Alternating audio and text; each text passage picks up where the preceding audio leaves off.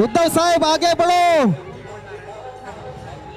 साहेबांचं स्वागत या मालवणच्या पुण्यभूमीमध्ये स्वागत आहे उद्धवजी ठाकरे साहेबांचं।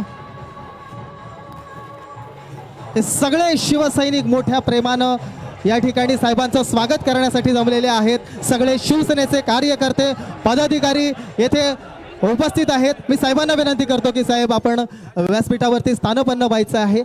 साहेबांचे शब्द ऐकण्यासाठी आपण सगळे शिवसैनिक आतुर आहोत याची आम्हाला पूर्णपणे जाणीव आहे आणि म्हणून साहेब या ठिकाणी स्थानपन्न झालेले आहेत। सगळ्या शिवसैनिकांचं पुन्हा एकदा खूप खूप मनापासून मनपूर्वक स्वागत आहे। आणि यानंतर आता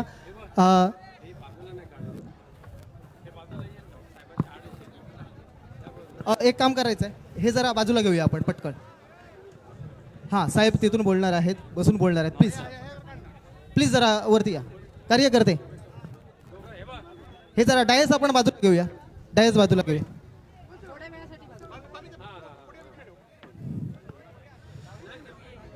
सळसळ हॅलो हॅलो मित्र हो हॅलो हॅलो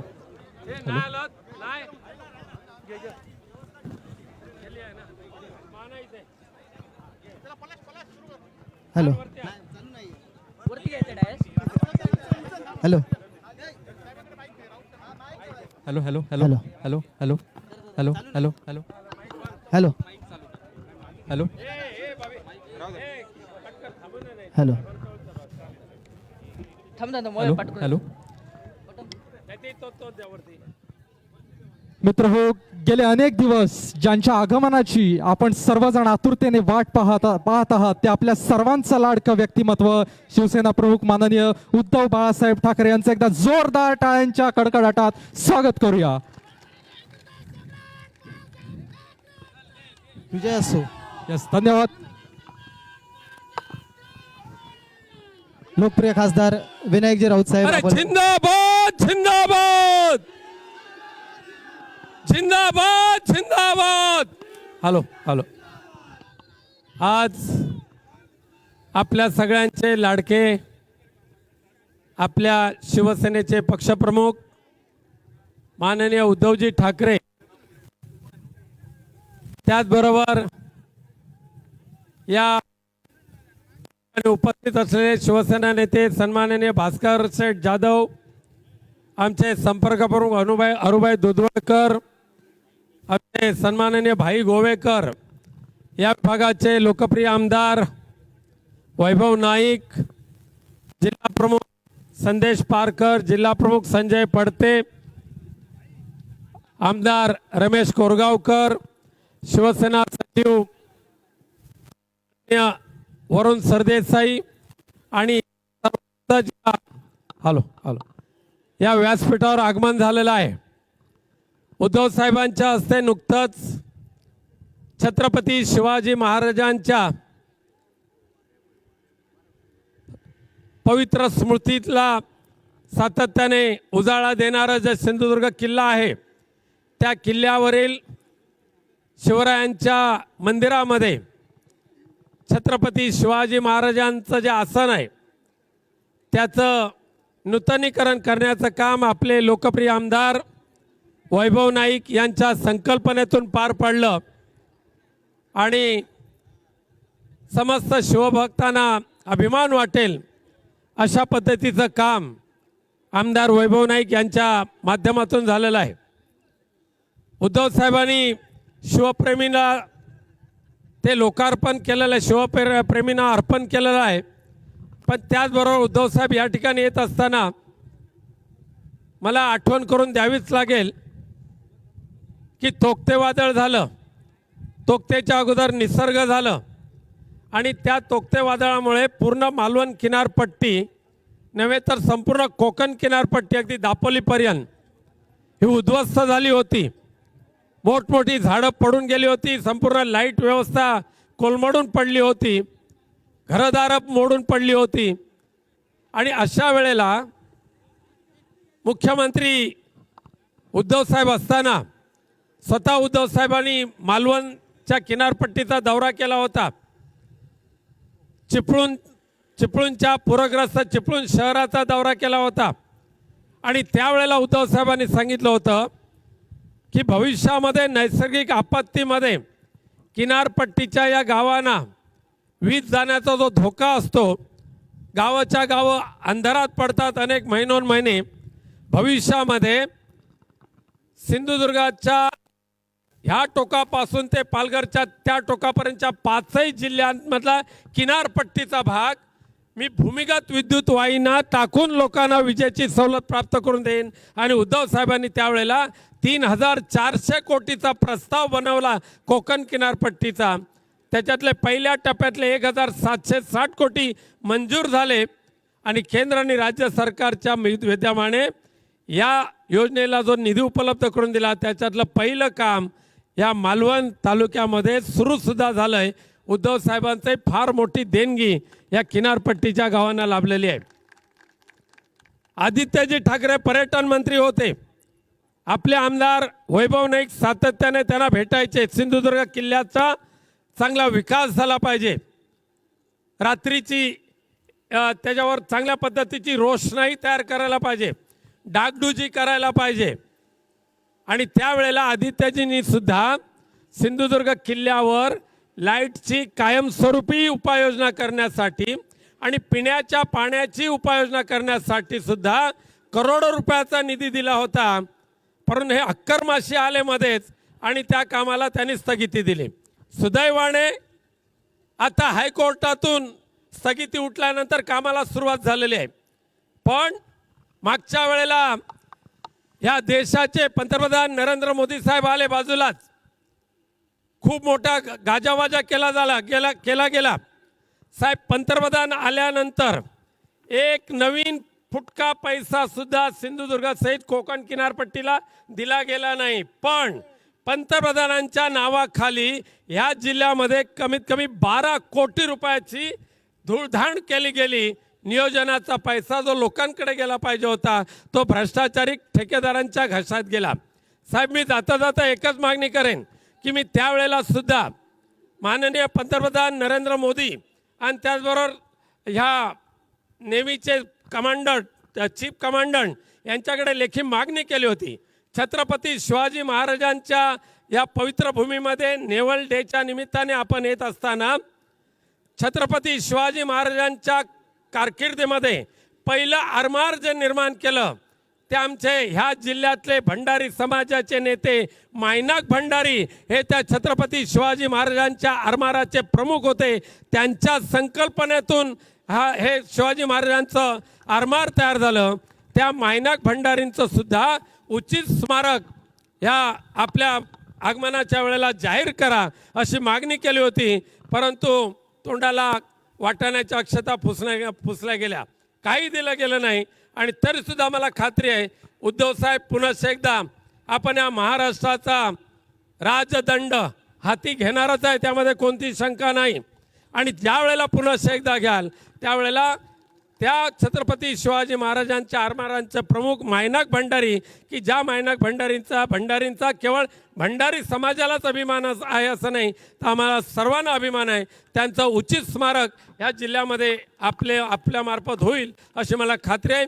मी माझ्या भाषणाला विराम देत असताना भास्करराव आपल्याला विनंती करतो 2 मिनिटं बोला.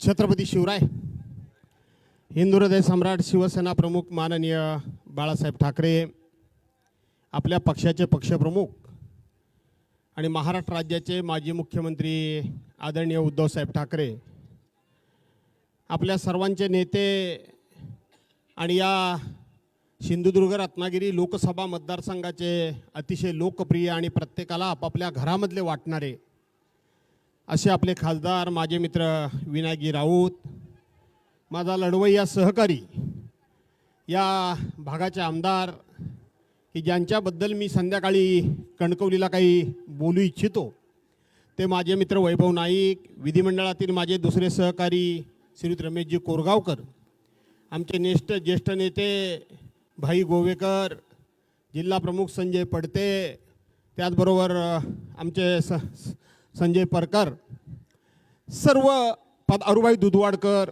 सर्व पदाधिकारी आणि मोठ्या संख्येनं उपस्थित असलेल्या शिवभक्त आणि शिवसेना प्रेमी बांधवांनो, भगिनीनो आणि सहकारी मित्रांनो, बांधवांनो, भगिनीनो,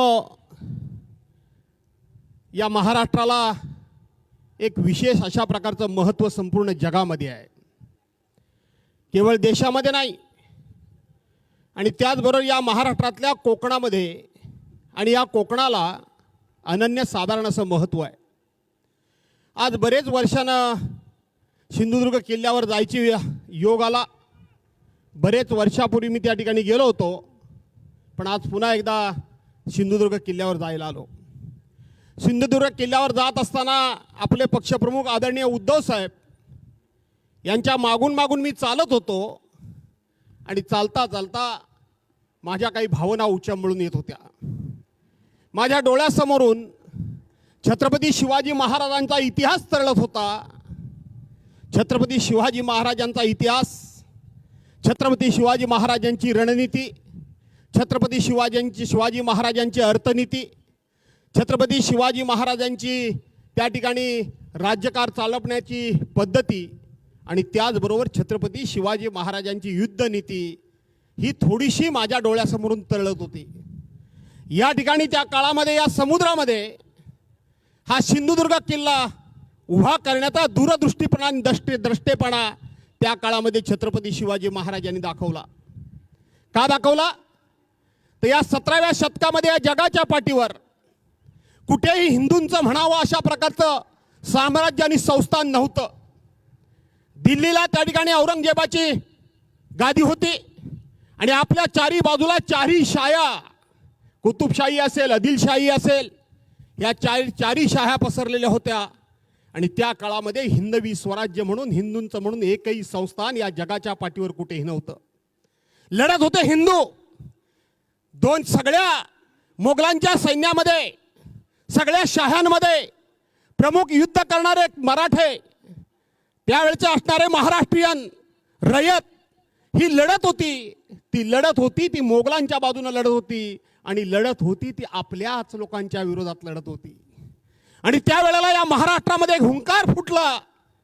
आई जिजाऊंना साक्षात्कार झाला आणि त्याने जगदंबेसमोर पदर पसरला आणि पदर पसरून या महाराष्ट्रामध्ये, या देशामध्ये हा चाललेला अत्याचार, चाललेला अन्याय, ही दिवसाढवळ्या महिला भगिनींची लुटली झालेली आबरू, आम्हीच आपसात एकमेकाची मुंडकी कापतोय, हे आई जगदंबे थांबवायचं असेल तर एक चांगला सुपुत्र दे.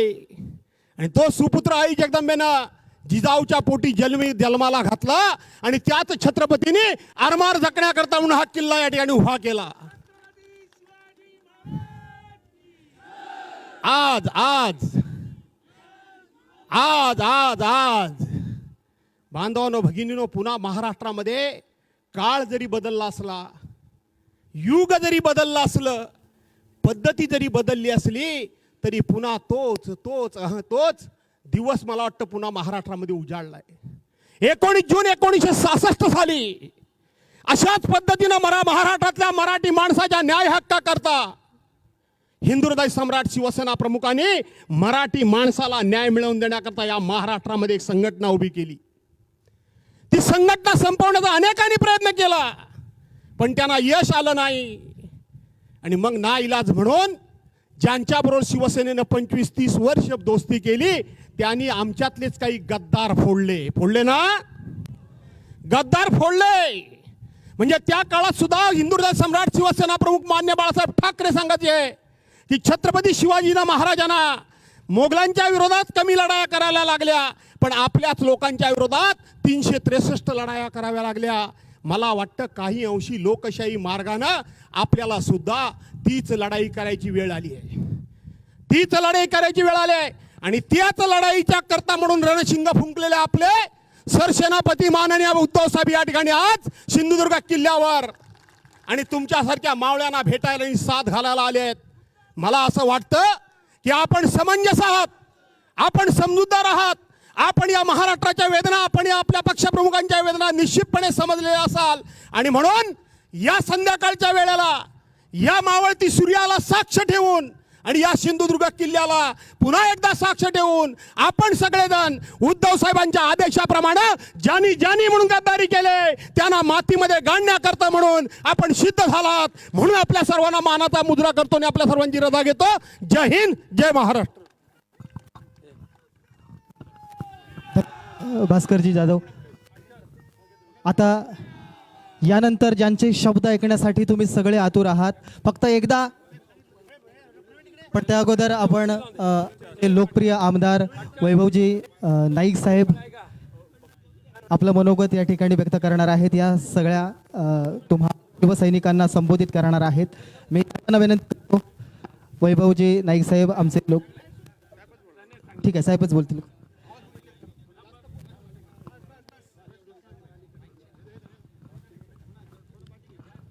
यानंतर ज्यांचे शब्द ऐकण्यासाठी तुम्ही सगळे आतुर आहात, ते तुमच्या आमच्या हृदयातील नेतृत्व, हॅलो हॅलो हॅलो सन्माननीय महाराष्ट्र राज्याचे माजी मुख्यमंत्री हॅलो आणि शिवसेनेचे पक्षप्रमुख उद्धवजी बाळासाहेब ठाकरे आता आपल्याला संबोधित करण्यासाठी. नक्कीच आभाळ जरी कोसळलं तरी त्या आभाळाच्या छतावर पाय रोवून ठेवणारा असा नेता आपल्या समोर एक, त्या जोरदार टाळ्या, जोरदार टाळ्या झाल्या पाहिजेत.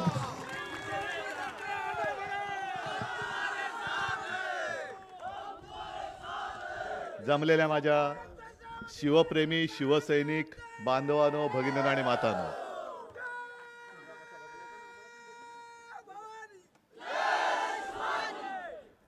अनेक सभा आजपर्यंत मी केलेल्या आहेत, बरीच भाषणं सुद्धा केलेली आहेत. पण आजचं हे माझं इथून मी भाषण नाही करणार. मी जे काय बोलणार आहे तुमच्याशी, हा क्षण अविस्मरणीय आहे. भास्कररावांनी त्यांच्या मनातल्या भावना सांगितल्या आणि मी ज्या वेळेला शिवछत्रपती महाराजांच्या त्या मूर्तीसमोर उभा राहिलो, एक क्षणभर मला असं वाटलं की ते मला विचारतायत, तुम्ही आमचा नुसता जय जयकार करता, पण आमच्याकडनं काय घेतलं, काही शिकलास की नाही, का नुसताच जय जयकार करतोयस. तो सगळा जो काळ होता, पुन्हा त्याचं काही वर्णन करण्याची गरज नाही. पण आत्ता मोबाईल आहेत, टी व्ही चॅनल्स आहेत, टेलिफोन आले, बऱ्याच काही गोष्टी आल्या. पण त्या काळामध्ये फोन नव्हते, काही नव्हते, काही नव्हतं.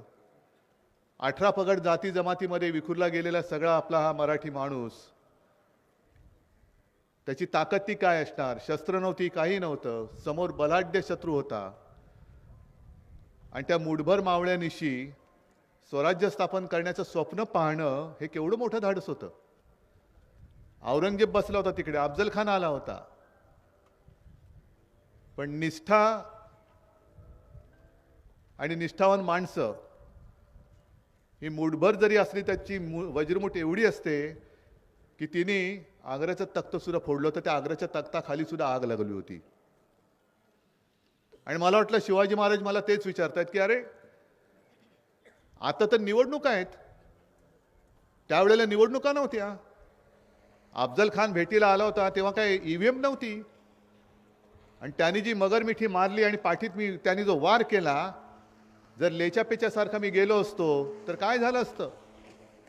शत्रू समोर किती बलाढ्य असू दे, तयारीनिशी गेला आणि मनाची जिद्द असेल, भवानी तलवार जरूर, तलवार पेलायला मनगट पाहिजे जरूर, पण तलवार चालवण्यासाठी खंबीर मन पाहिजे. ते खंबीर मन तुझ्याकडे आहे की नाही.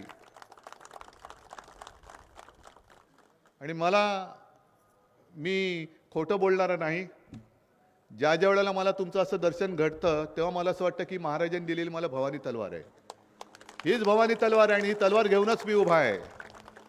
त्याही वेळेला आग्र्यावरनं आले होते, आता दिल्लीवरनं येत आहेत. त्यांना महाराष्ट्राचं पाणी काय असतं हे पाजायची लायकी नसली तरी दाखवण्याची गरज आहे, दाखवण्याची नक्कीच गरज आहे. असं काही नाही की मी पहिल्या प्रथम सिंधुदुर्ग किल्ल्यामध्ये आलो, यापूर्वी देखील आलो होतो. अगदी मला आठवतंय मनोज जोशी मुख्यमंत्री होते शिवजयंती 1 मेला आली होती, 1 मे तिथीप्रमाणे. आणि तेव्हा तो पहिल्यांदा झेंडा लावायला आलो होतो, मी त्यांच्याबरोबर होतो. आणि आज मला खरंच वैभव इकडे, वैभवचं मला कौतुक करायचं आहे की याला तसं पाहिलं तर शिवाजी महाराजांचा पुतळा उभारणं चांगली गोष्ट आहे, पण छत्रपती शिवाजी महाराज जे आमचं दैवत आहे त्यांना साजेसं एक सिंहासन तू वैभव करून दिलंस. आपला राजा, आपल्या राजाचं वैभव हे बाकी सगळेजण येतात ते बघा तिकडे पुतळा उभा केलेला आहे. महाराजांपासून काय शिकले? काही शिकलेलं नाहीये. महाराजांनी स्वराज्य स्थापन केलं, त्या महाराजांचा महाराष्ट्र लुटणारे महाराजांचा पुतळा स्थापन करून गेले. महाराष्ट्र लुटतायत. म्हणजे मला एका गोष्टीचा अभिमान नक्की होता आणि आहे की या वेळेला नौदल दिन इकडे साजरा केला.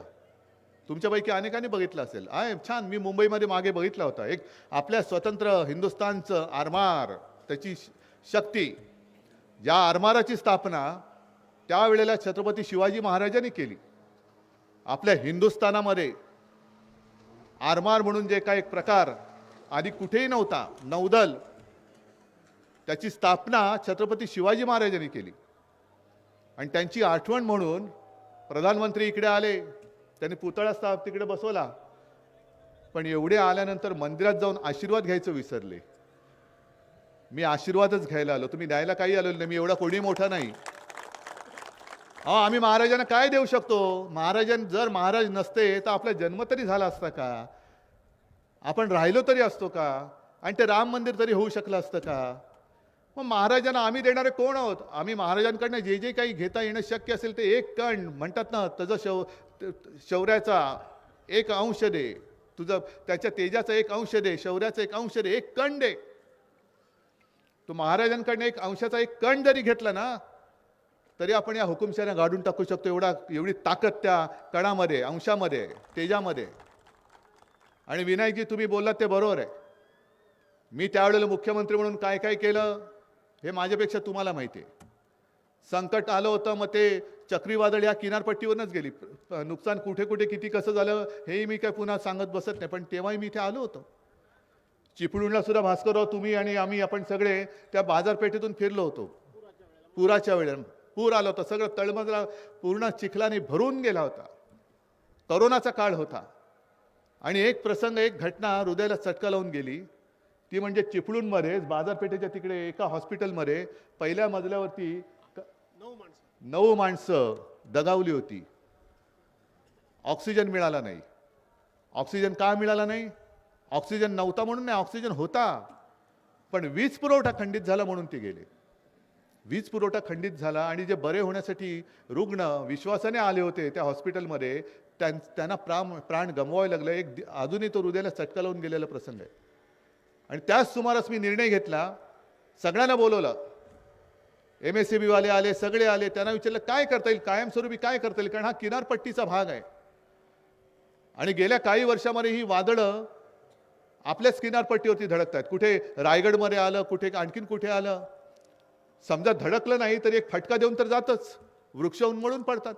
मोठमोठे वृक्ष उन्मळून पडलेले मी बघितलेले आहेत. 40-40, 50-50, 100 वर्षाचे वृक्ष उन्मळून पडले.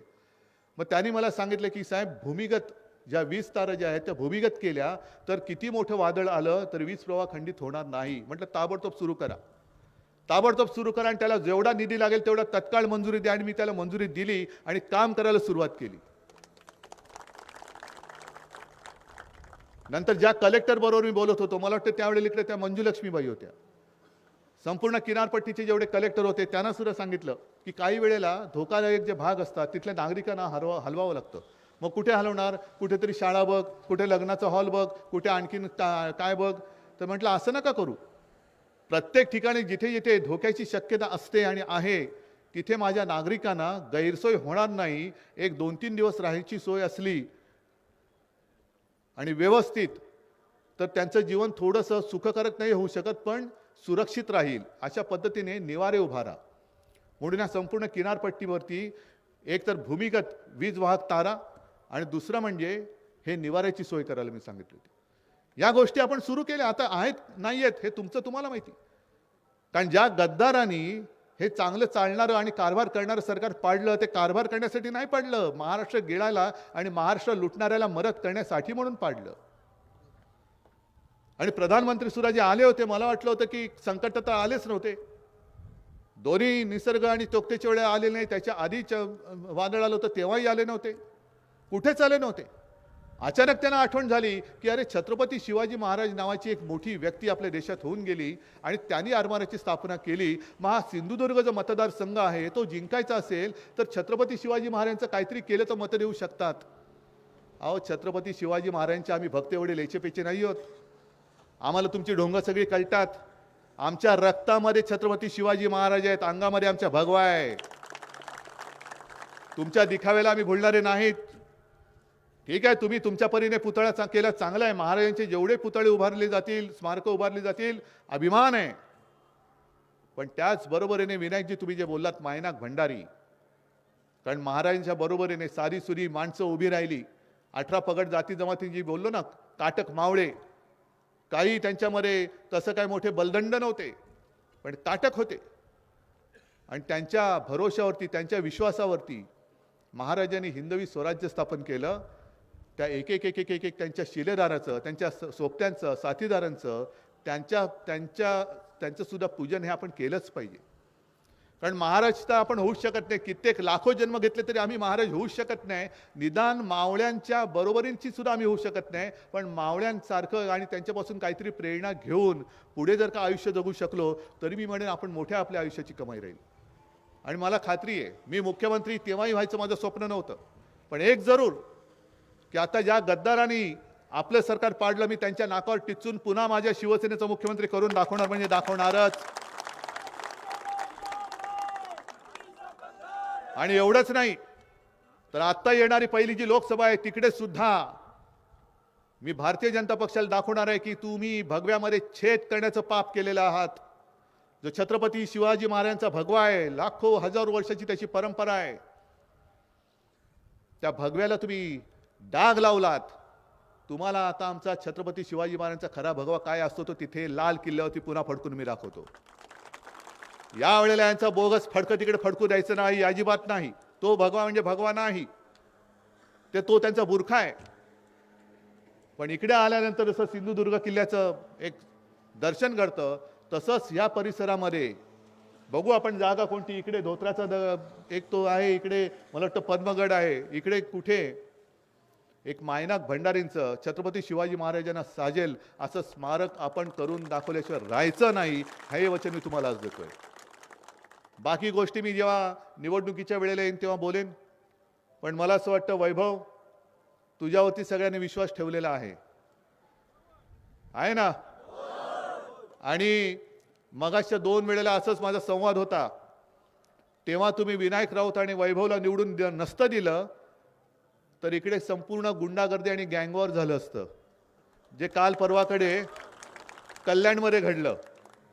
म्हणजे सत्ताधारी पक्षामध्ये आता गँगवॉर सुरू झालेलं आहे. मिंदे गँग आणि फडणवीस गँग, 2 गँग. आणि पोलीस स्टेशनमध्ये गोळीबार होतोय, पोलीस हतबल झाले. म्हणजे कायदा आमच्या रक्षणासाठी आहे, तो कायद्यात जर का हतबल झाला असेल तर मग अशा गणपत गायकवाड उभे राहिले तर दोष कोणाला द्यायचा.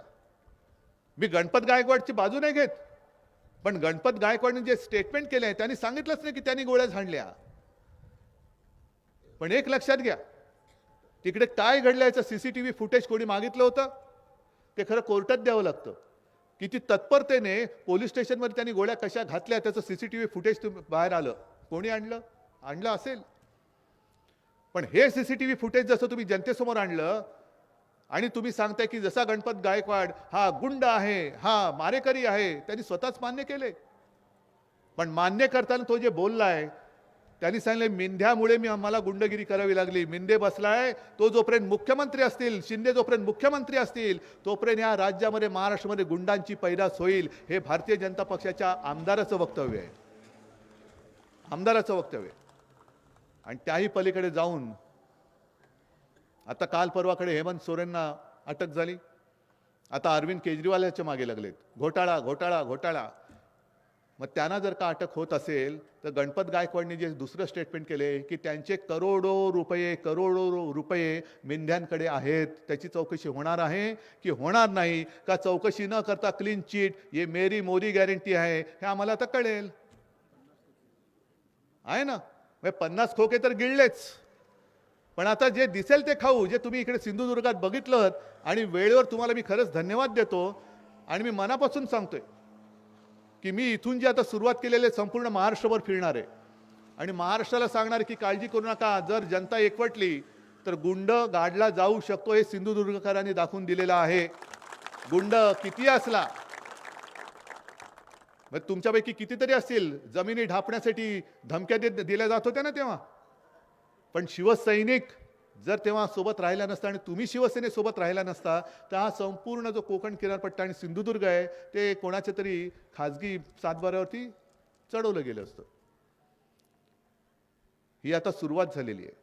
आता खरी आपल्या अस्तित्वाची नाही, गुंडांच्या अस्तित्वाची लढाई आहे. माझ्या अस्तित्वाची नाही आहे. भगवा तर त्यांना पुरून हजारो वर्ष त्यांना गाडून हा फडकतोच आहे.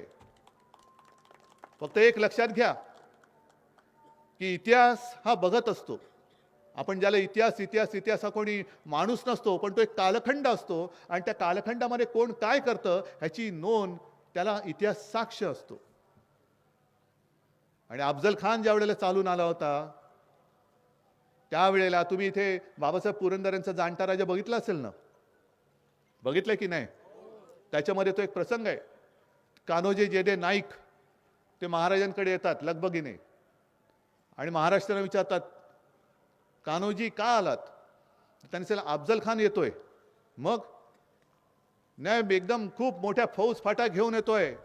आपल्या सगळ्या शिलेदारांना, सुभेदारांना आणि सगळ्यांना पत्र पाठवलेत. हे बघा, मला पण आलेले आहे पत्र की गप गुमान आम्हाला येऊन सामील हो, नाहीतर मुलाबाळांसकट कापला जाशील. मग तुम्ही काय ठरवलं? आलास तर तुला वतनदारी मिळेल, सुभेदार होशील, आणखीन काही होशील, आमदार होशील, खासदार होशील, मंत्री होशील, उपमुख्यमंत्री, मुख्यमंत्री होशील. मग महाराज म्हणाले मग काय, जा की त्याच्याकडे, तुम्ही सगळे सुखरूप राहाल, आमचे सगळे सोयरे सुद्धा गेलेले आहेत, तुम्ही पण जा. आणि तेव्हा कान्होजी जे भडकले ते म्हणाले, महाराज ही 5 पोरं मी घेऊन आलेलो आहे तुमच्या चरणी वाहून टाकायला. आणि त्यांनी तिकडे लोटा होता, त्यांचं पाणी घेऊन त्यांच्या पायावर सोडलं. हे सोडलं पाणी मी माझ्या घरदारावर, हे सोडलं पाणी मी माझ्या मुलाबाळावर, पण जोपर्यंत जीवात जीव आहे तोपर्यंत मी माझ्या भगव्याची आणि माझ्या या शिवरायाची साथ मी सोडणार नाही. आता हे तुम्ही ठरवायचंय, तुम्ही ठरवायचंय. कान्होजी जेडे नाईक म्हटल्यानंतर त्यांचं नाव घेताना अभिमानाने ऊर भरून येतो, पण त्याचबरोबर खंडोजी खोपडा म्हटल्यानंतर साला गद्दार नाव राहतं, पण गद्दार म्हणून राहतं आणि निष्ठावान म्हणून राहतं. आपलं नाव इतिहासात काय कोरलं जाणार आहे, कसं कोरलं पाहिजे हे स्वतःची ठरवण्याची आता वेळ आलेली आहे. आज कोणी झाले असतील मंत्री आणि कोण मुख्यमंत्री झाले असतील, मिळाली असेल त्यांना काही वतनदारी, 50 खोके मिळाले असतील, पण जेव्हा तुमची खुर्ची जाईल आणि लोकांमध्ये फिराल तेव्हा तुम्हाला सगळ्यांना हे बघा गद्दार आला, हा बघा गद्दार आला, हा गद्दाराचा मुलगा आला, ह्या गद्दार आला. आणि तुम्ही जेव्हा फिराल तेव्हा आबाग माझा शिवसैनिक आला, आबाग माझा शिवसैनिक आला. आणि ती निष्ठा हीच मला वाटतं महाराजांनी सांगितलं असेल की उद्धव माझा आशीर्वाद तुझ्यासोबत आहे. जोपर्यंत भगव्याशी निष्ठा असलेले शिवसैनिक तुझ्यासोबत आहेत तोपर्यंत दिल्लीत नका येऊ दे, आग्र्यात नका येऊ दे, किती कोणी अफजल खान आला, औरंगजेब आला, तरी विजय फक्त भगव्या आणि भगव्याचाच होईल. जय हिंद, जय महाराष्ट्र. सळसळत रक्त शिवाचे फक्त कपाळी भगवा टिळा. आलं आलं वादळ कोण अडविलं या वादळा, अरे आलाच कोणी आडवा त्याचा वाजवू आम्ही खुळखुळा. आमचा नाद करायचा नाही, आमचा नाद खुळा. धन्यवाद साहेब, तुम्ही आपले अनमोल विचार या ठिकाणी या शिवसैनिकांसमोर व्यक्त केलेत. आणि खरं तर हिंदू हृदय सम्राट